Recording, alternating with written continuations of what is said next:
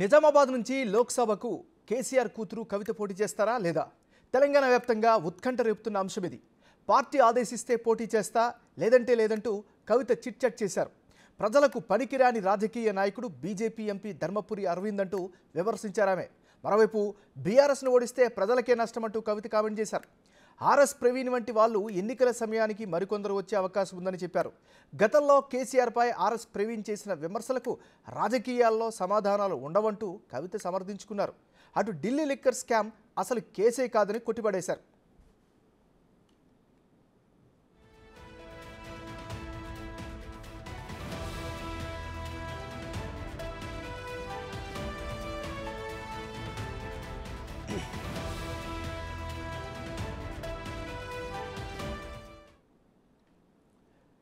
బిడ్డలు మనం breaking news చూస్తున్నా. నిజామాబాద్ నుంచి లోక్సభకు కేసీఆర్ కూతురు కవిత పోటీ చేస్తారా లేదా? తెలంగాణ వ్యాప్తంగా ఉత్కంఠ రేపుతున్నటువంటి అంశం ఇది. ఇక ఇదే అంశానికి సంబంధించి మరింత తాజా సమాచారం అందించేందుకు మా రిపోర్టర్ సైదులు లైవ్లో సిద్ధంగా ఉన్నారు. సైదులు, చెప్పండి, మీ దగ్గర ఉన్న అప్డేట్స్ ఏంటి? అసలు ఏం జరుగుతుంది? ఏమన్నారు, కొద్దిసేపటి క్రితమే ఎమ్మెల్సీ కవిత మీడియా చిట్చాట్ నిర్వహించారు. అయితే ఆ చిట్చాట్లో చాలా కీలక అంశాలు కూడా తను ప్రస్తావించారు. ముఖ్యంగా నిజామాబాద్ నుంచి ఈసారి మీరు పోటీ చేస్తారా లేదా అని అడిగిన సమాధానానికి మాత్రం తను పార్టీ ఆదేశిస్తే పోటీ చేస్తాను, లేకపోతే లేదు అని చెప్పేసి కూడా తను సమాధానం చెప్పడం జరిగింది. అదేవిధంగా లిక్కర్ కేసు కూడా ప్రస్తావనకు వచ్చింది మీడియా చిట్చాట్లో. సో ఆ విషయంలో కూడా అంటే లిక్కర్ కేసుకు సంబంధించి ఎన్నికలు దగ్గర పడుతున్న వేళ ఇదంతా కామన్గా తెలుసు. అంటే 41 CRPC నోటీసులు నన్ను ఏదో కొంత భయాందోళనకు గురి చేయడం కోసమే వాళ్ళు నోటీసులు జారీ చేశారు, చేతులు దులుపుకున్నారు అని చెప్పేసి కూడా తను చెప్పిన నేపథ్యం కనిపిస్తుంది. అదేవిధంగా ఈ లిక్కర్ కేసు ఒక టీవీ సీరియల్ లాగా కొనసాగుతుంది, నాకు కూడా పెద్ద ఇంట్రెస్ట్ పోయింది ఈ కేసుపై అని చెప్పేసి కూడా తను చెప్తున్న నేపథ్యం అయితే కనిపిస్తుంది. ఇక రేపు భారత జాగృతి ఆధ్వర్యంలో ఇందిరా పార్క్ వద్ద ధర్నా కార్యక్రమం నిర్వహిస్తున్నాము. అంటే ముఖ్యంగా ఇప్పుడు వచ్చినటువంటి కాంగ్రెస్ ప్రభుత్వం ఏదైతే ఉందో జీవో నెంబర్ 3ని రద్దు చేయాలని చెప్పేసి కూడా తను చెప్తుంది. అంటే కోర్టులో కేసు ఉన్నా కూడా కేసును వాళ్ళు వాపస్ తీసుకున్నారు కాబట్టి, అంటే గతంలో జీవో నెంబర్ 3 వల్ల మహిళలకు రావాల్సిన ఉద్యోగాల్లో మహిళలకు 33% ఆ ఉద్యోగాలు రావాల్సి ఉండే.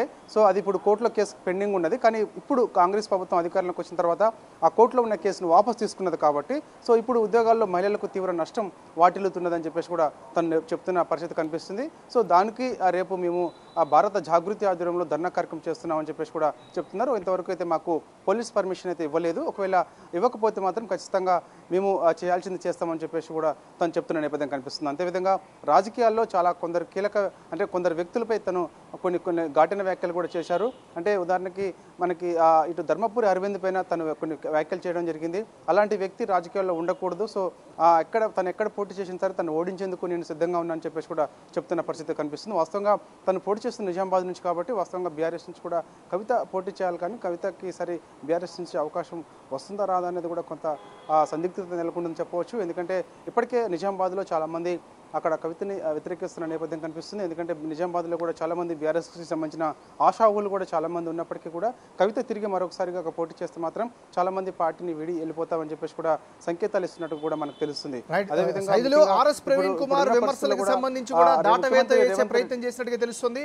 దీనికి సంబంధించి అప్డేట్ ఏంటి మరి?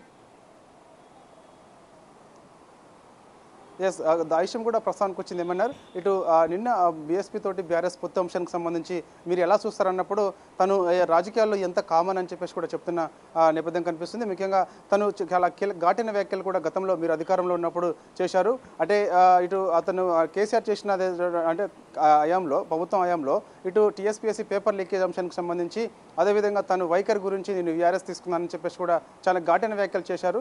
సో అది అన్పార్లమెంటరీ ఓట్స్ కూడా తను ఉపయోగించారని చెప్పేసి అడిగినప్పుడు తను అది దాటవేశారు. రాజకీయాల్లో ఇదంతా కామను, దీనికి సమాధానం ఉండదు అని చెప్పేసి కూడా చెప్తున్న నేపథ్యం కనిపిస్తుంది. అంటే రాజకీయాల్లో ఇలాంటి మాట్లాడుకోవచ్చు, కానీ పొత్తుల అంశానికి సంబంధించి వచ్చినప్పుడు సో ఎంత కూడా మనం సమాధానం ఏముండదు.